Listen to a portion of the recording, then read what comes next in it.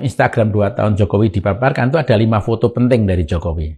Pertama, dekat dengan rakyat, kerja keras, gaul, pakai baju. Hanya Presiden Jokowi yang presiden lain nggak ada, ganti-ganti baju terus. Mau basket, baju basket. Mau ini. Pokoknya sangat pencitraan. Kemudian dekat dengan agama, dekat dengan keluarga. 5 ini. Peristiwa sekarang pun tetap foto dengan keluarga, kan gitu. 5 foto ini jenius sebetulnya. Mereka yang merancang ini saya harus kagumi, jenius. Karena itu mengajukan pencitraan yang luar biasa. Tapi sahabat-sahabat saya bilang, kamu coba lihat deh Mas Garin. Saya bilang aku bukan ahli ekonomi, nggak ahli. Kunjungan Jokowi ke tempat-tempat Papua, Sumatera, Sulawesi, itu wilayah miskin atau wilayah investasi?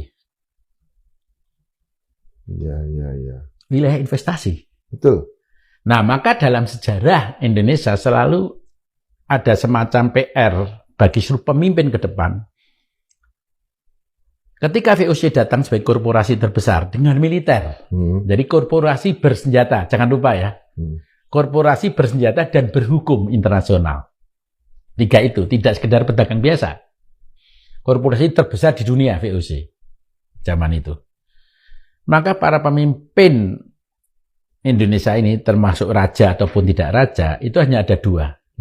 Menjadi mandor korporasi, atau menjadi pembela rakyat untuk menuntut hak-haknya. Nah, kebanyakan apa yang dilakukan Jokowi adalah menjadi mandor. Mandor korporasi. Maka mandor korporasi, militer, campur hukum, digunakan militer dan hukum.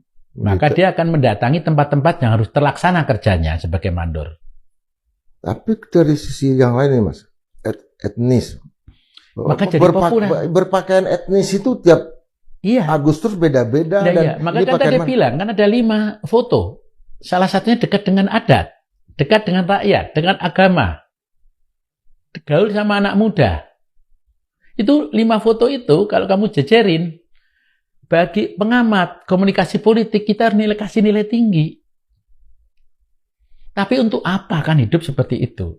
Nah, itu untuk pencitraan dirinya. Maka kalau banyak warga yang jatuh cinta sampai sekarang, saya bisa mengerti karena pencitraannya luar biasa. Kamu cinta monyet betul. Cinta monyet betul. Ya. Tanpa mengurangi rasa hormat pada banyak aspek, tapi menurut saya justru berbahayanya sebuah bangsa kayak zaman Hitler misalkan.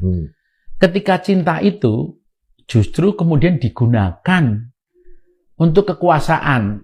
Jadi kalau kita bercinta kan ada 2. Kita jatuh cinta sama cewek misalkan. Cewek itu merusak diri kita untuk dirinya sendiri atau menghidupkan kita berdua. Nah, cinta presiden pada rakyat, pada warga negara, itu cintanya ini hanya untuk menghidupkan dirinya sendiri atau untuk warga. Orang banyak saya tanya sama Mas Garin karena dukung-mendukung. Oke, lepaskan itu. Seluruh presiden saya pernah ngeritik. Lihat catatan saya di Kompas atau Tempo. Tapi saya pernah kerjasama. Hal yang baik saya laksanakan. Mari kita lihat tujuan berbangsa. Itu kan untuk masyarakat sipil yang produktif, sehat, dan apa yang disebut kritis. Mari kita lihat IQ kita. Paling rendah, termasuk rendah di ASEAN. Ya. Produktivitas kita tenaga kerja termasuk rendah di ASEAN. Inovasi kita termasuk rendah di ASEAN. Korupsi kita termasuk tinggi, apalagi kepolisian. Ya kan? Hutang kita paling tinggi. Tingkat kelaparan kita itu nomor 3. Ini masih 7. Literasi kita pada baca rendah di ASEAN. Tanpa ngomongin siapa Jokowi, siapapun juga. Kalau sebuah pemerintahan di ending menghasilkan 7 itu, saya tanya berhasil nggak pemerintahan itu? Ya gagal. Gagal. Kalau ditanya ada dasar ukuran apa? Buka semua ukuran-ukuran yang ada. Nah, semua kegagalan ini kan juga dicatat oleh Pak Prabowo Subianto dan Produk Indonesia dan segala macam. Tapi Pak Prabowo justru tidak tanpa ini apa yang harus dilakukan oleh Pak Prabowo ini? Pak Prabowo itu kalau dalam urusan tadi status dan peran di dalam drama ya, termasuk kayak wayang orang, sangat tidak mudah karena memang dia menjalankan perang yang ketiga itu perang tadi, perang negosiasi, ya kan, duduk bersama, bukan kompetisi. Artinya sekarang yang terjadi, Pak Prabowo masih bersama Pak Jokowi? Melakukan negosiasi, saya bilang. Kata negosiasi itu kan ya terserah ya diterjemahkannya ya. Duduk bersama itu kan di dalam politik, dalam ekonomi kan mereka itu semua politik, ekonomi, militer, dan hukum. Itu kan negosiasi. Bukan duduk bersama sebagai teman aja.